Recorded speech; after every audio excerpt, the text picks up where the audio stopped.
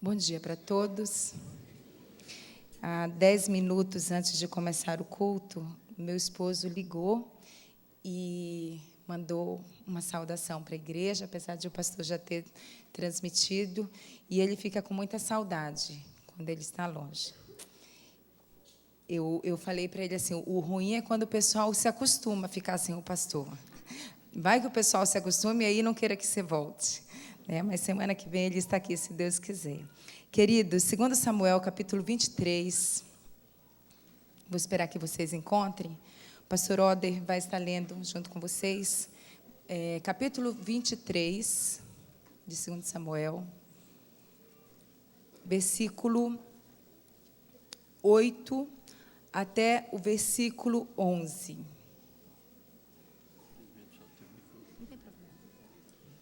São estes os nomes dos valentes de Davi. Todos encontraram? Alguns estão procurando, vamos esperar um pouco. Agora sim. São estes os nomes dos valentes de Davi. Josebe-Basebete, filho de Taquemone, o principal de 3. Este brandiu a sua lança contra 800 e os feriu de uma vez. Depois dele, Eleazar, filho de Dodô, filho de Aui, entre os 3 valentes que estavam com Davi, quando desafiaram os filisteus ali reunidos para a peleja. Quando já se haviam retirado os filhos de Israel, ele se levantou e feriu os filisteus até lhe cansar a mão e ficar pegada a espada. Naquele dia o Senhor efetuou grande livramento, e o povo voltou para onde Eleazar estava, somente para tomar os despojos.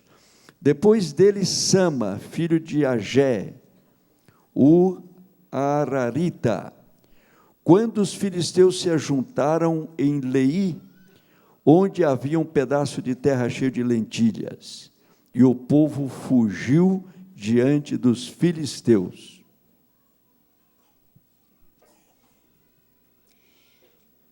Os valentes de Davi, os guerreiros de Davi, quem eram esses homens? A Bíblia nos conta de 3 homens muito valentes que nós lemos aqui. Depois fala de mais um grupo de 3 homens. Depois fala de mais um homem. E depois fala de mais 30 homens. 30 homens, quando a gente lê isso aqui, na Bíblia, a gente pensa assim, mas será que isso é verdade? Quem acredita na Bíblia sabe que é verdade. Quem acredita no poder de Deus sabe que Deus, não por esses homens, mas que Deus pode fazer milagres através da vida de homens, e esses homens eram homens valentes, eram homens lutadores. Mas a Bíblia nos diz também que antes desses homens serem homens valentes, serem homens guerreiros, eles não eram muito bem conhecidos como homens valentes, homens guerreiros. Abra sua Bíblia, 1 Samuel, capítulo 22. A Bíblia fala qual a origem desses homens, Será que foram criados em escolas, pode ver, pastor, escolas como a escola espartana, em que as crianças com 5 anos já podiam rodar ali onde estava o exército? A partir dos 7 anos, ela já era enviada para dormir nas camas que tinham um cobertor com um pouco de ferro, passando frio, passando fome. Assim eram as crianças espartanas, para que eles pudessem ser conhecidos como um povo valente, guerreiro. Quem eram esses homens? Pastor, lê para a gente.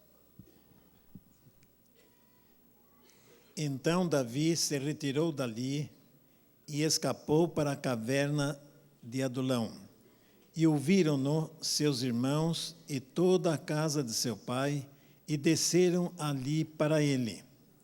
E juntou-se a ele todo homem que se achava em aperto, e todo homem endividado, e todo homem de espírito desgostoso. E ele se fez chefe deles, e eram com ele uns 400 homens. Aí está a origem dos guerreiros de Davi. Quantos eram no total? 400. Depois a esses 400 se juntaram 600, depois se juntaram milhares, até que Davi se tornou rei em Israel. Mas antes de eles serem esses homens valentes que nós vimos aqui, eles eram pessoas endividadas, eram pessoas deprimidas, eram pessoas que estavam fugindo de sua cidade para longe, para um lugar, para uma caverna, para encontrar um homem. E esse homem quem era? Davi, né? Eu gosto de pensar em Davi. Acho que todas as pessoas que pregam, ou mesmo aquelas que não pregam, que gostariam de pregar, ou que vão pregar, ou que já ouviram pregações, todos nós já ouvimos pregações sobre Davi. Eu gosto de pensar em algumas características de Davi que eu gostaria de mencionar rapidamente. Davi, ele era uma pessoa agradável. Ele era uma pessoa em que as pessoas gostavam de estar com ele. Por que essas pessoas sairiam da sua cidade, mesmo endividados, mesmo desempregados, mesmo deprimidos, mesmo entristecidos, mesmo angustiados? Por que eles sairiam de sua cidade e eles iriam para uma caverna encontrar um homem que era um foragido? A impressão que isso não tem lógica. Davi já tinha sido ungido rei de Israel, mas Davi ele era um fugitivo. Ele estava ali, fugido do seu maior inimigo, que era Saul. E quando eu penso no relacionamento que Davi tinha com Saul, eu penso em uma pessoa que tinha uma capacidade muito grande de perdoar. As pessoas que perdoam, essas pessoas, elas não só vivem mais, mas essas pessoas, elas são mais felizes.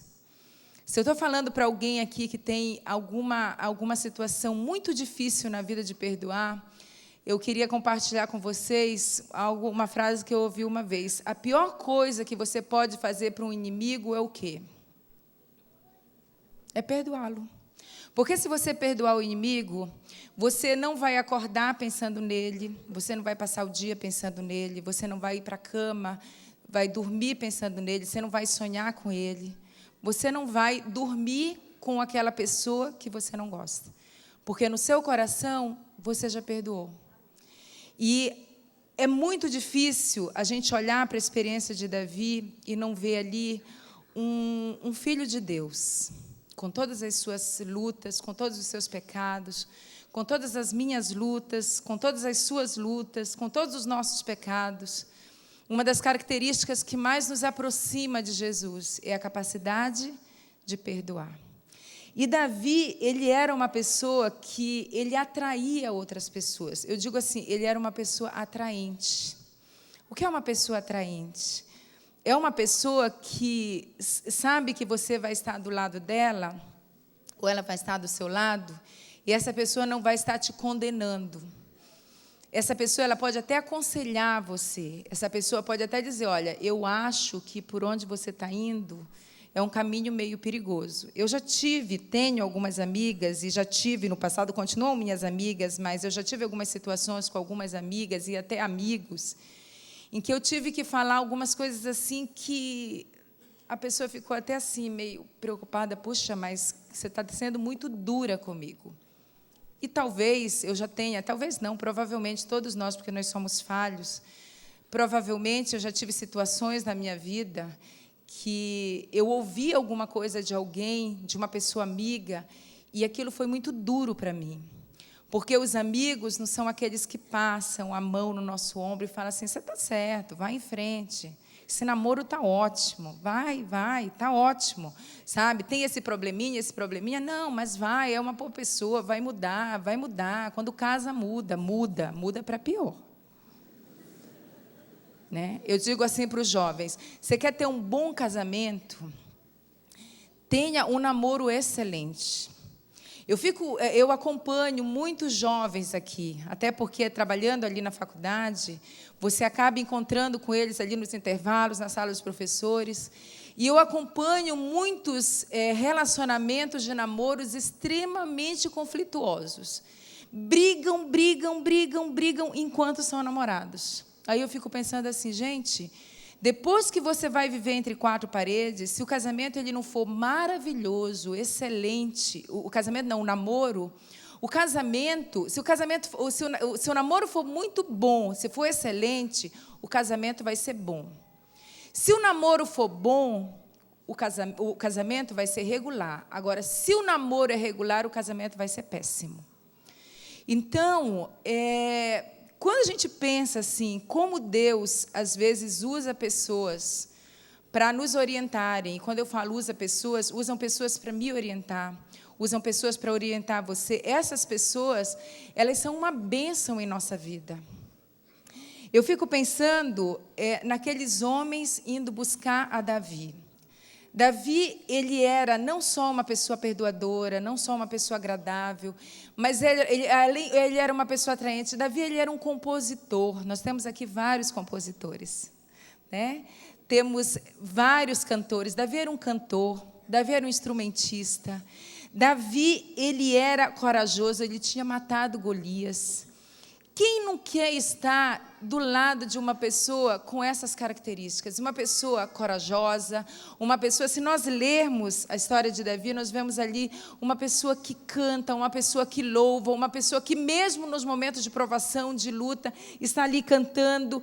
Não é fácil, queridos. Não é fácil.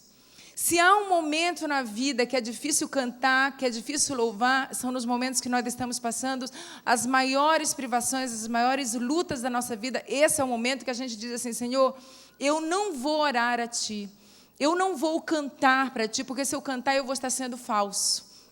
Uma vez eu li algo interessante sobre o sorriso. Quando nós temos vontade de chorar, nós devemos chorar? Devemos, acho que eu já comentei isso aqui, né? E esse livro que eu li, ele diz o seguinte, que quando nós sorrimos, nós fazemos com que a oxigenação que vai para o nosso cérebro através dos nossos músculos, quando nós sorrimos, o tronco cerebral esfria e nós produzimos a serotonina.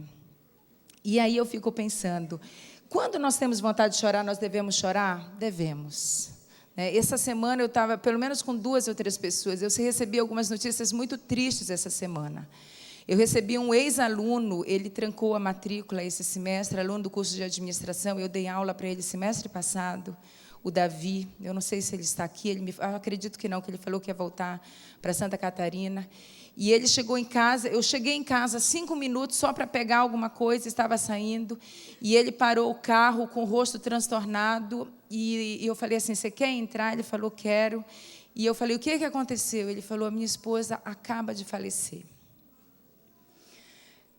No sábado passado, ao sair daqui, eu encontrei um jovem casal, que eu não quero mencionar a situação, mas passando por uma situação trágica, não no casamento, não no relacionamento, mas em relação a um fator que envolvia uma criança, uma situação trágica.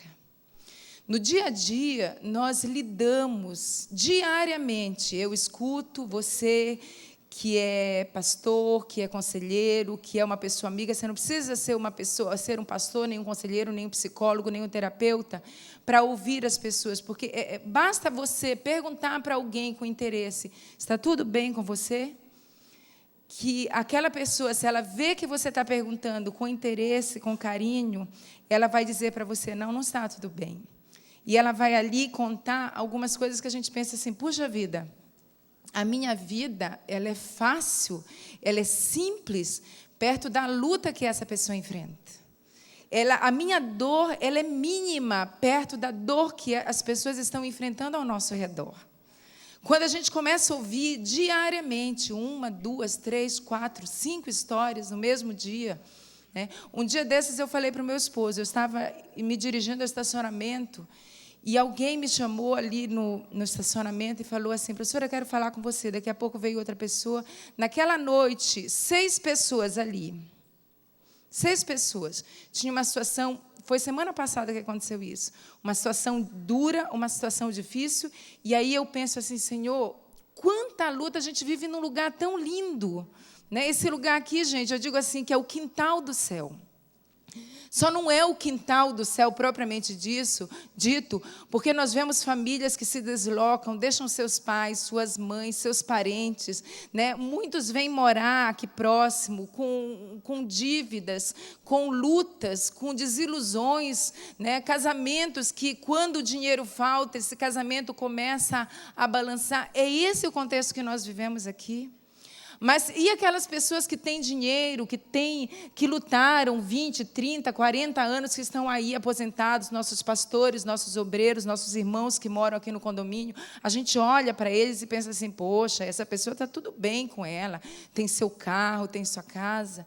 Nós não sabemos a luta que cada uma dessas famílias está enfrentando com filhos com câncer, com filhos longe de Deus, com situações financeiras complexas. Às vezes a gente avalia as pessoas pelo que elas têm e a gente não sabe quantos anos aquela pessoa lutou para ter aquilo, ou se ela recebeu uma herança.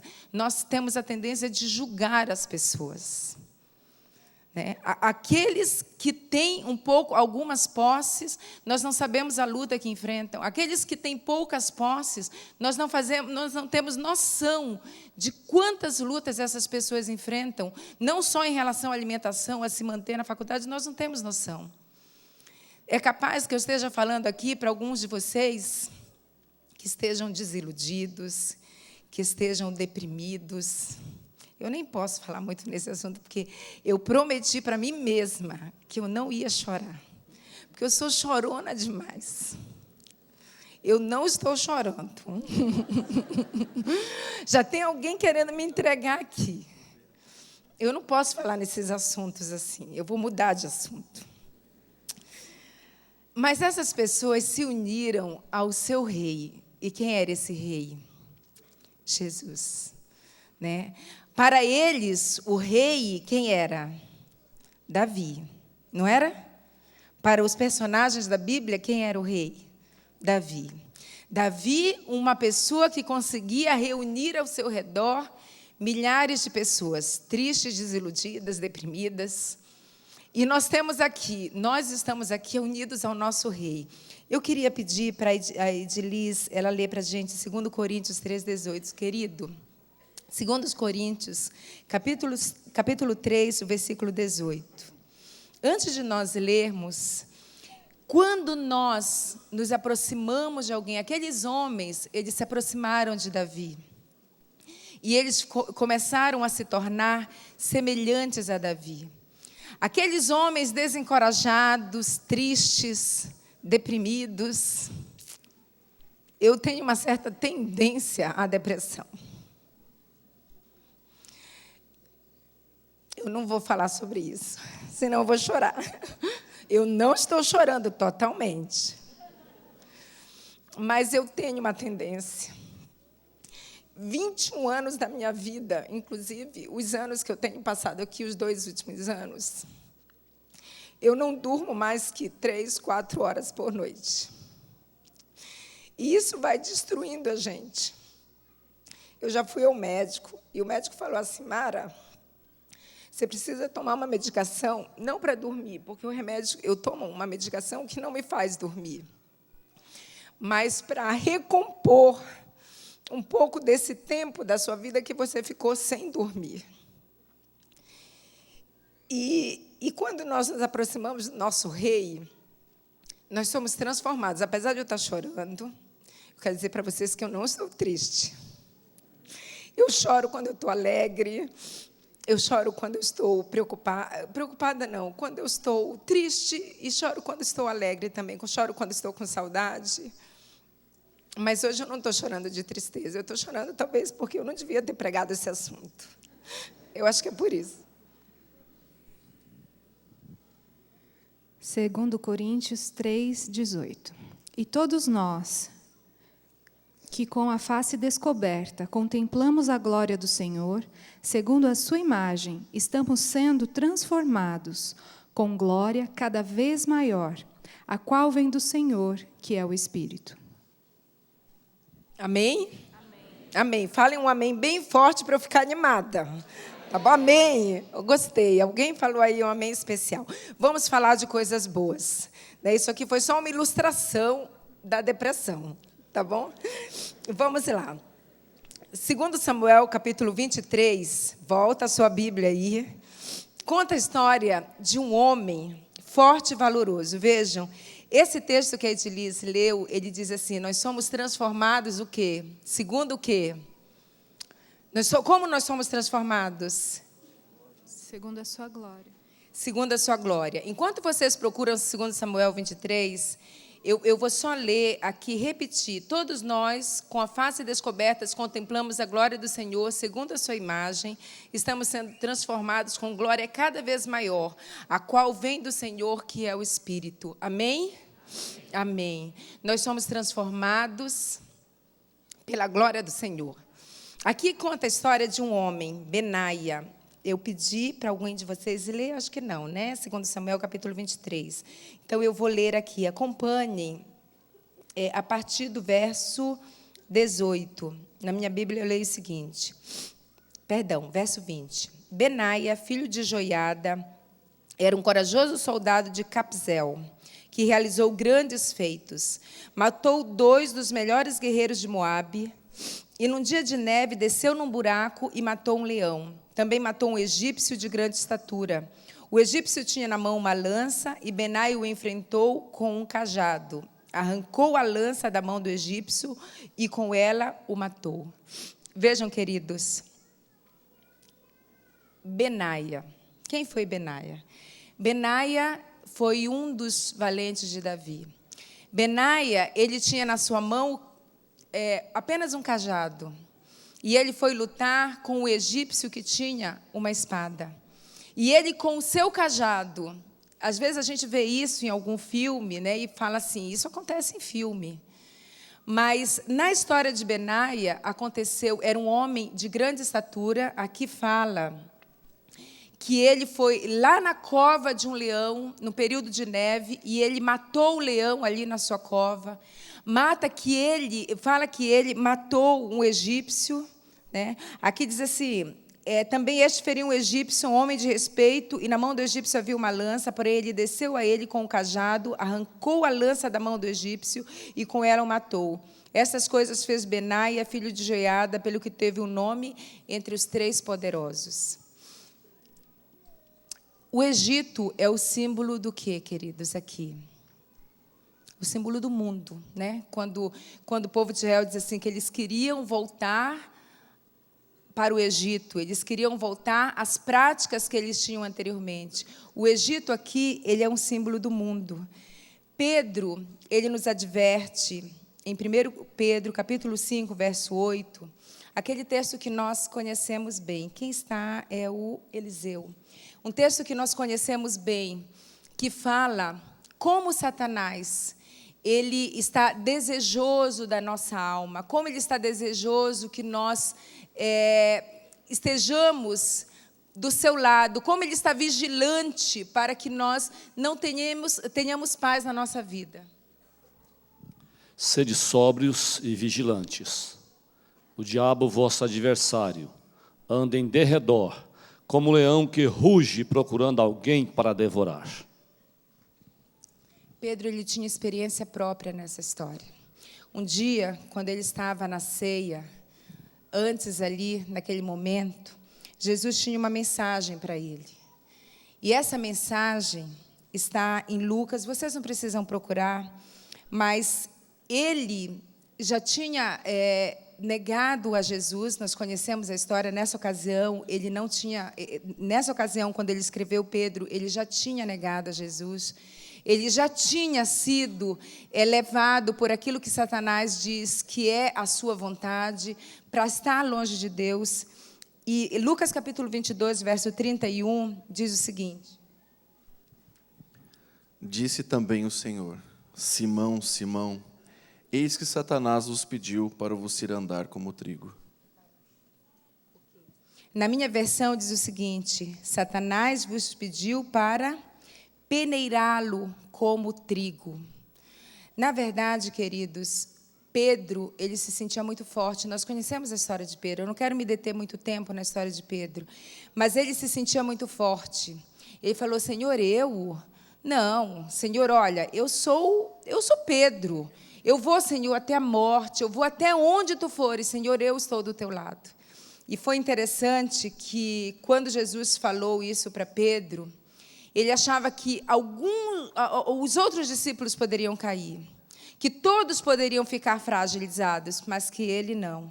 E naquele dia, quando ele foi ali para o pátio de Caifás, da casa de Caifás, ele disse o seguinte: não, eu estou bem aqui. E quando perguntaram para ele: olha, Pedro, você é Pedro? Você é um seguidor de Jesus pelo jeito que você está falando, pela forma como você age, você é um seguidor de Jesus?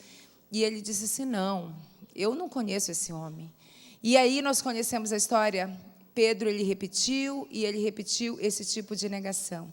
Queridos, Pedro, ele podia pensar assim: eu tenho que estar próximo de Cristo. Eu tenho que ver até onde vai esse comportamento de Cristo. Eu quero saber se em algum momento ele vai se libertar. Eu tenho que estar perto. Então, não tem problema se eu mentir aqui. Eu escutei um dia desse, estava escutando um sermão, inclusive que eu tirei algumas ideias para comentar aqui com vocês, e eu ouvi uma história que eu achei muito interessante, né? Mentir como um álibi. Uma agência, essa agência hoje não, na ocasião que eu ouvi, ela tinha aproximadamente 180 mil adeptos, e eles recebiam aproximadamente $80 mil por ano. E a quantia que as pessoas pagavam para essa empresa, que era chamada uma agência de álibi, eles pagavam apenas $30. E com esses $30, eles tinham um serviço de álibi ao seu dispor. Então, por exemplo, um homem queria sair de casa, ter um relacionamento fora, mas ele precisava estar ali com seu celular. E se a sua esposa ligasse, o que ele iria falar? Então, aquela agência, ela mandava, antes de ele viajar, ele falava para a esposa: olha, eu vou para um congresso, e a agência mandava ali, através do correio, todas as informações do congresso, menos o endereço. Mas todas as informações dos palestrantes, né, nomes fictícios. E depois, quando a pessoa viajava a trabalho para assistir um congresso, podia ser um marido, podia ser uma esposa, podia ser uma pessoa noiva, uma pessoa que tivesse namorado ou namorada. Quando essa pessoa estava fazendo aquilo que desejava fazer, alguma coisa que não podia ser conhecido pela sua esposa ou pelo seu marido, então uma pessoa atendia, né, com uma recepcionista, como se fosse num hotel, o fundo gravado ali, né? Hoje nós temos toda uma tecnologia, e ali um fundo de palestrante, de pessoas falando, como se fosse um ambiente de congresso. E aquela pessoa, então, deixava seu recado: olha, seu esposo não pode atender agora, sua esposa não pode atender agora, mas eu vou deixar, então, um recado para ligar para você. Então, aquela agência fazia o contato, então, com a pessoa, através do celular, que a pessoa deixaria ali disponível, e ela tinha ali uma mentira que podia salvar, dizendo eles, né, a propaganda deles, uma mentira que podia salvar um relacionamento. Você não quer machucar uma pessoa que você ama muito? Você não quer machucar uma pessoa que está com você num longo relacionamento? Então, use os serviços da nossa agência. Quer dizer, a mentira servindo de acordo com o que eles colocaram como uma boa causa, como um álibi. Na verdade, Deus, né, Jesus, quando através do Espírito Santo orientou a Pedro e disse assim: olha, sede sóbrios e vigilantes, o diabo, vosso adversário, anda em derredor. Você pode pensar assim: mas como é difícil nos dias de hoje nós sermos puros diante de Deus. Eu nem combinei com o Jetro, mas um dos hinos que nós cantamos aqui, ele fala sobre esse desejo de pureza, esse desejo de santidade. Se você está aqui hoje, é porque você tem esse desejo de pureza, esse desejo de santidade, mesmo que às vezes nós não consigamos toda a pureza e a santidade que nós desejamos, mas nós queremos ser santos diante de Deus, porque senão você não estaria aqui.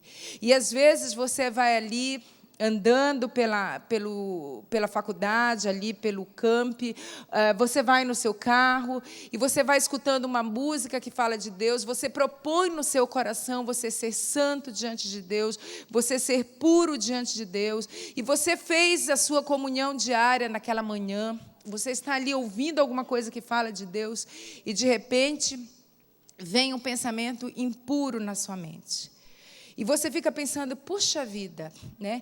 Esse pensamento sujo, esse pensamento malicioso, esse pensamento de orgulho, esse pensamento de egoísmo, esse pensamento de lascívia, de onde vem esse pensamento, Senhor? E hoje eu estive em comunhão contigo, hoje eu te busquei, eu estou aqui ouvindo uma música que fala de ti, que fala do teu amor. De onde vem esse tipo de tentação? E a Bíblia, ela é muito clara em dizer para nós que nós temos um ser que anda em derredor, procurando a quem possa devorar. E você começa a pensar assim, poxa vida, mas eu busco a Deus, eu louvo a Deus, eu amo a Deus, e essas coisas acontecem comigo. De onde vem? E esse comentarista que eu falei para vocês a respeito dessa história que eu li sobre o álibi, ele faz o seguinte comentário, que esse pensamento, queridos, ele não vem de Deus. Isso a gente sabe na Bíblia, mas ele diz que vem das portas, a Bíblia diz assim, as portas do inferno não prevalecerão contra vós. Não é Deus que está ali colocando em nós, Deus coloca em nós o querer efetuar segundo a sua boa vontade, Deus coloca em nós a pureza. E quando nós buscamos a Deus, nós pensamos assim, Senhor, se eu te busco, se eu te amo, Senhor, que pessoa pecadora que eu sou, porque que pensamentos são esses na minha mente, que pensamentos são esses no meu coração? E você fica questionando a Deus, não só questionando, mas você fica se culpando, né? A Bíblia diz que Satanás, ele não é só o nosso acusador, mas ele diz que as portas do inferno não prevalecerão contra nós. E esse comentarista que eu citei aqui, ele diz que é como se Satanás, diariamente, né, ele faz um comentário que eu achei até interessante, ele diz assim, Satanás, ele não tira um dia de folga, ele não diz assim, hoje eu vou deixar o Eliseu em paz.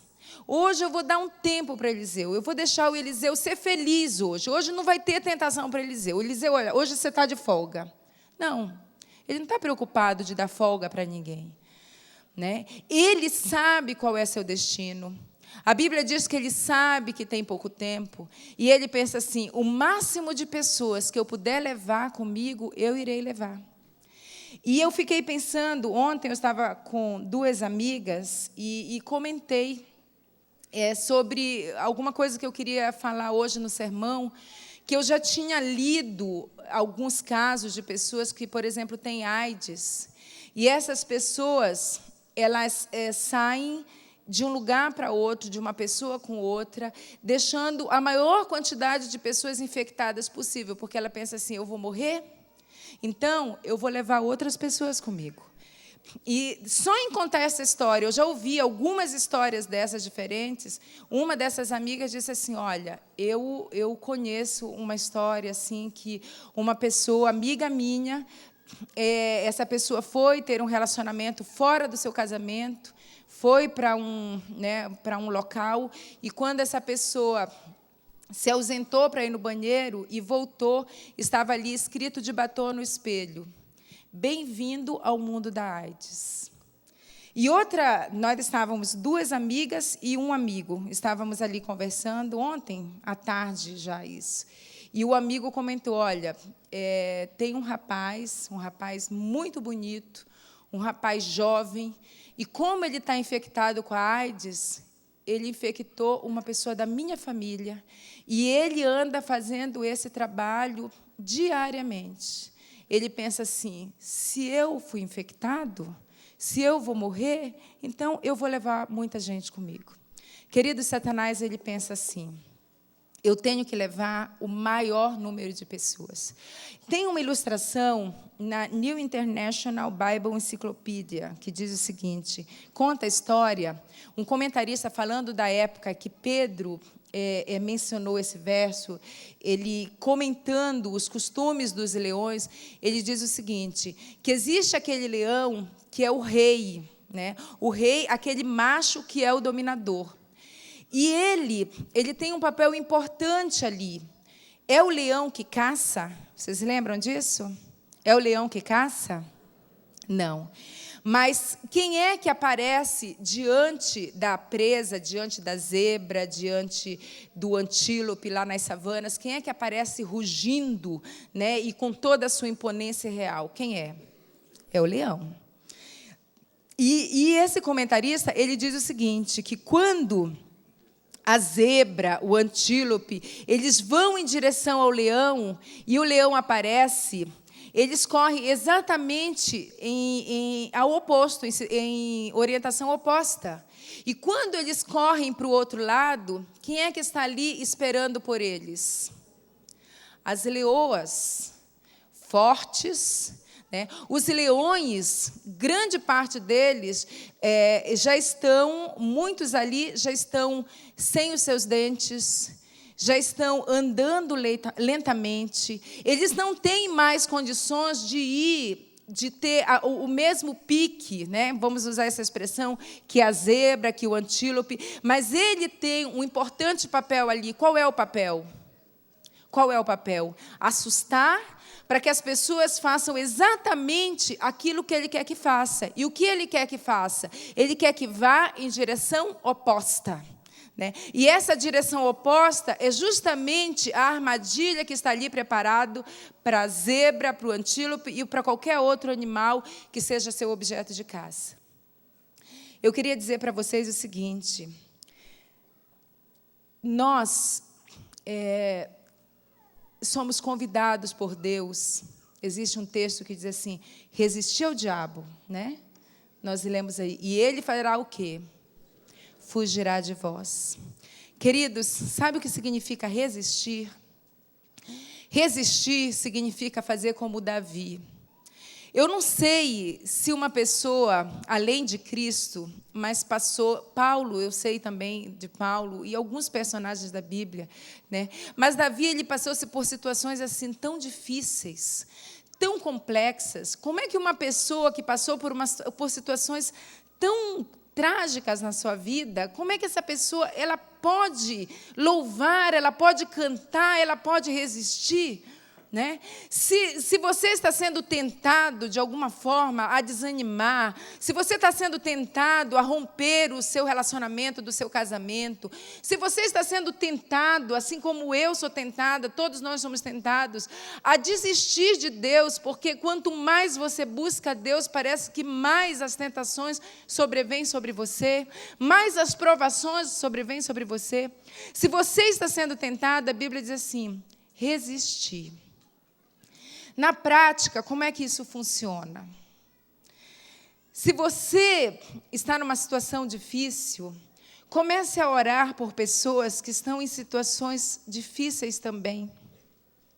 Eu tenho feito isso, o que tem me mantido assim na minha vida espiritual, nesses 31 anos que eu sirvo a Deus, que eu sigo a Deus, né? E de forma mais especial, conforme o tempo vai passando, quanto maior o conhecimento que a gente tem, quanto maior a responsabilidade que a gente tem, mais nós somos tentados a duvidar da grandeza de Deus, da bondade de Deus. E eu tenho usado isso na minha experiência. Quanto mais eu me sinto desanimada, né? Eu confesso para vocês que há dias que eu me sinto tremendamente desanimada. Mas quanto mais eu me sinto desanimada, mais eu digo para Deus assim, Senhor, eu não sirvo a um Deus derrotado. Eu não sirvo a um Senhor que está no túmulo. Eu sirvo a um Deus que venceu as portas, né, do inferno, que venceu para que eu pudesse ter vida, para que eu pudesse ter salvação, para que eu pudesse ter vida eterna. Senhor, eu não posso desanimar, queridos, nós não podemos desanimar. Sabe, resistir ao diabo é você orientar as pessoas, é você orar com as pessoas, é você ajudar as pessoas que estão mais desanimadas, que você às vezes nem estão mais desanimadas, mas ao você ajudar, você cria nova energia, você cria novo ânimo, você cria uma maior alegria para servir a Deus, para amar a Deus. Quando a gente fala assim, resistir ao diabo, a Bíblia, né, quando ela nos orienta, significa quando você vai por um caminho, e esse caminho vai contra aquilo que o inimigo planejou para você, ele fala assim, mas não é possível. Eu faço as coisas contra você, Davi. Satanás pensa, não eu, Davi, eu não quero fazer nada contra você. Né? Eu faço as coisas contra Davi, e quanto mais eu faço, mais o Davi ora pelas pessoas, e quanto mais eu perturbo a vida dele, mais ele vai, ele ora, ele busca, ele ajuda um, ele ajuda outro. Não é possível, o meu plano não está dando certo, ele está vindo contra mim. Queridos, é isso que a Bíblia diz, quando ela diz resistir. Deus quer que na nossa experiência cristã, nós sejamos benaias, nós sejamos guerreiros. Deus, Ele quer que nós usemos a arma do inimigo para lutar contra o inimigo.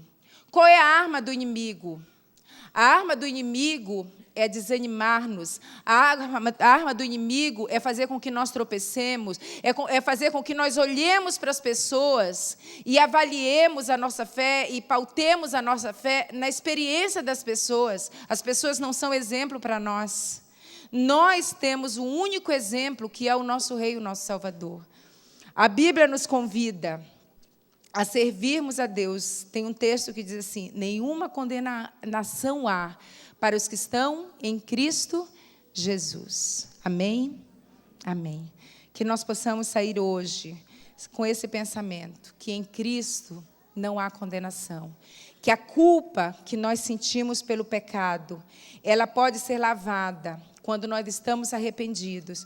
Ela pode ser lavada pelo sangue de Cristo. Que nós podemos ser puros, que nós podemos ser santos, mesmo em períodos de grandes lutas, mesmo em período de grande dificuldade, mesmo quando tudo ao nosso redor parece difícil, Deus nos dá força para vencer. Que Deus nos ajude e nos motive. Amém.